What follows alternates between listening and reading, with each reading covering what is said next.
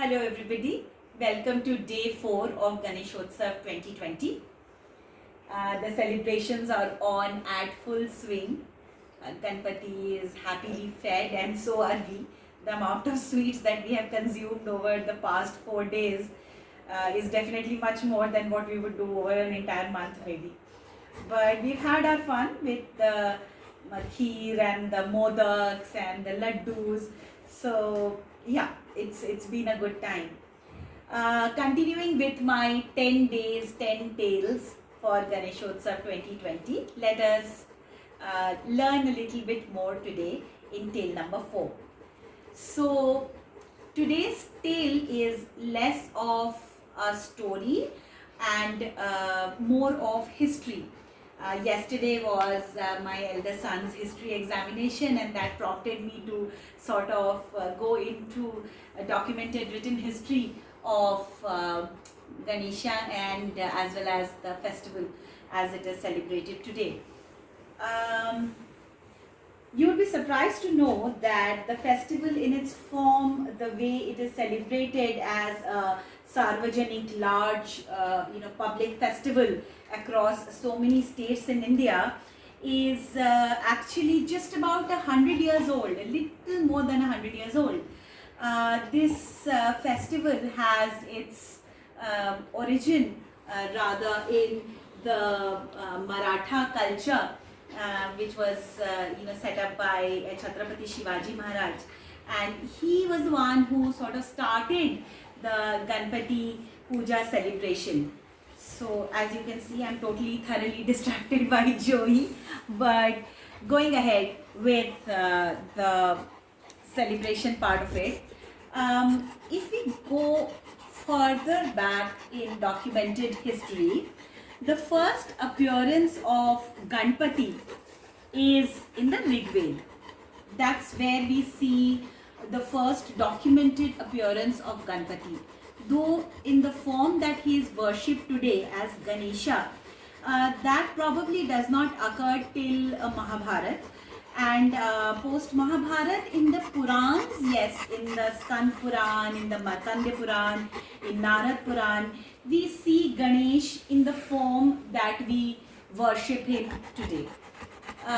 The celebration of Ganesh Chaturthi as a festival lasting 10 days and signifying the descent of Lord Ganesha from Mount Kailash amidst the common people and staying with us for 11 days and then going back to Kailash, is that form of the festival sort of was set up by the Marathas and started by Chhatrapati Shivaji in the 1630s, just beyond that.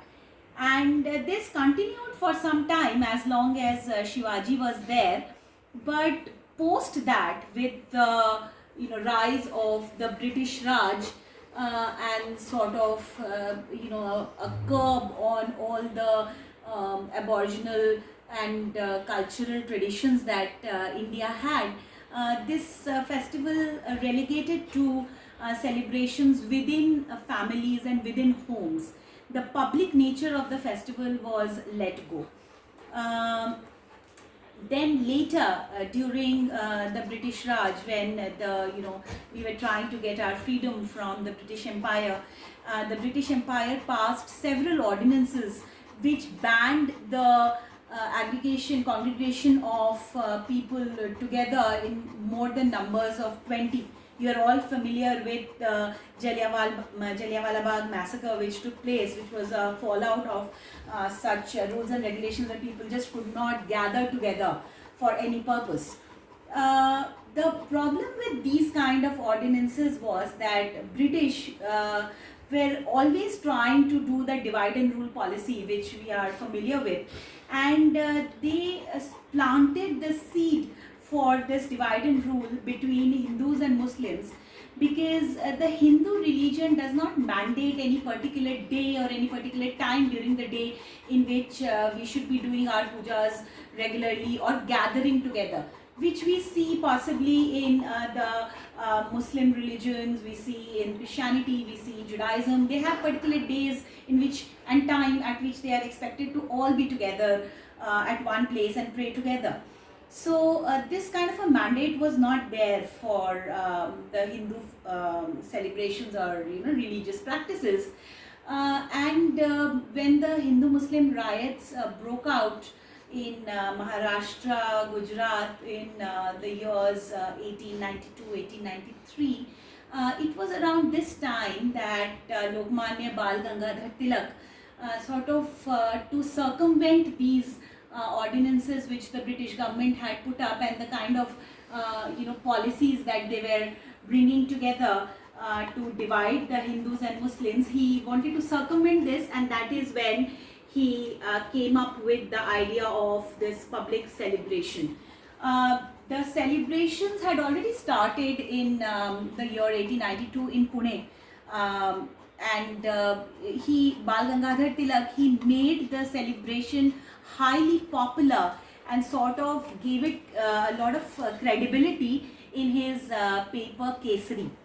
And that is when we actually see the beginnings of a formal structure being given to this festival in the way that is celebrated today in Maharashtra, with large cultural festivals being organized, many people coming together, and Lord Ganesha being popularized as every people's god also sort of broke down the wall between the Brahmins and the non-Brahmins, making him the most approachable and easy to please god for the masses. So it was one of the most unifying cultural and religious celebrations that could be there, which worked in the favor of unifying the entire community and providing a platform to revolt against the British Raj at that time.